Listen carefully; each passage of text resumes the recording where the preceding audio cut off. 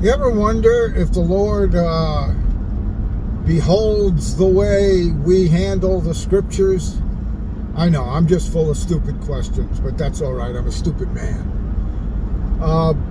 But have you ever? I think of those places that we sometimes use for justification, Think of that place where Peter, was withstood to his face. Paul withstood Peter to his face about his hypocrisy and how often that comes up. Of even so-and-so had a disagreement, or even the elders, sometimes got a little bit forthright and frank with one another. And then we can sometimes use that as a justification for our own behavior or inclination toward that kind of confrontation, if we are so disposed. Because I know a man that got talked into a lot of confrontations.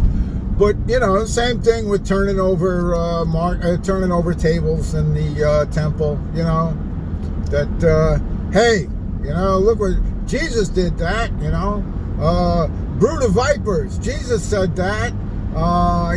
So therefore I have some justification in this situation because I see things the same way Jesus did, and I do things the same way Paul did, and it's okay because look, now obviously God has seen to it that those things were written down.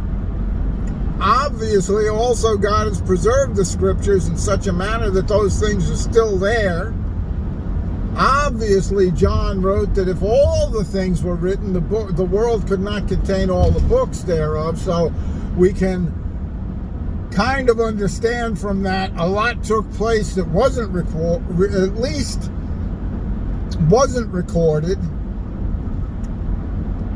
But how we handle the scriptures, how we handle one another, how we handle the Lord himself is always under some eye.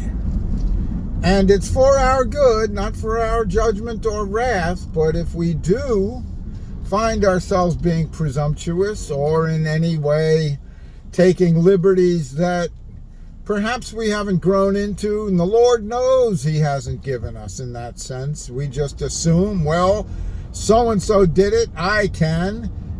Maybe not unlike the 7 sons of Sceva. I cast you out in the name of Jesus that I cast you out in the name of Jesus that Paul preaches.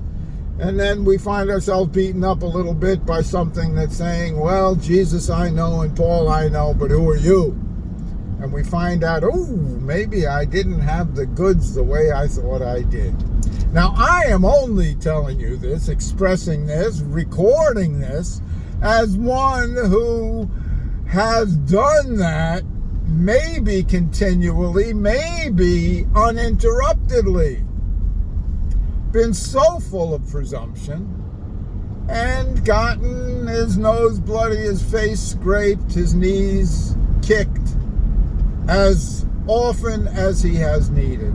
So I am not, by the grace of God, and may you understand, presenting myself as a good example at all, just as one who has, through whatever pains ministered, learned to pay a little bit of attention.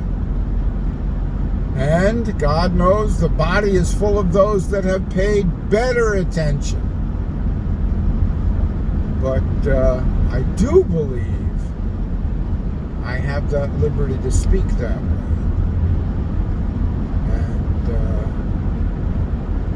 May you be blessed, for as much as you can be blessed by anything this fool might say.